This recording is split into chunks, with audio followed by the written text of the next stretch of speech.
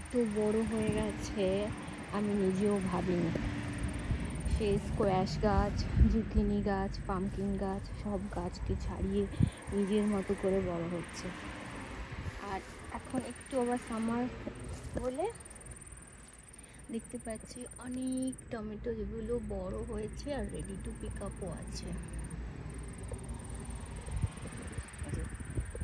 Pumpkin, squash, zucchini সব গাছকে ছাড়িয়ে এখানে ওখানে চারিদিকে আমার শুধু এখন টমেটো গাছ।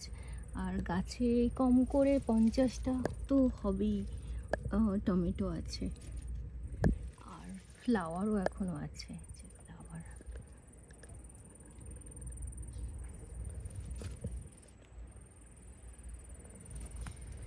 আর প্রচুর টমেটো তো দেখি যে স্কুইরাল বা রাবিট খেয়ে যাচ্ছে। আমি কিছু বলি না, এলাম ঠিক আছে ওরা খাক, আমি আর একটু বড় হলে তখন পিক আপ করবো।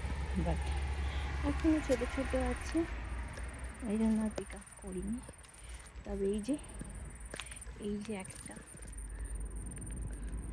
টমেটো কেউ একটা খেয়ে নিয়েছে।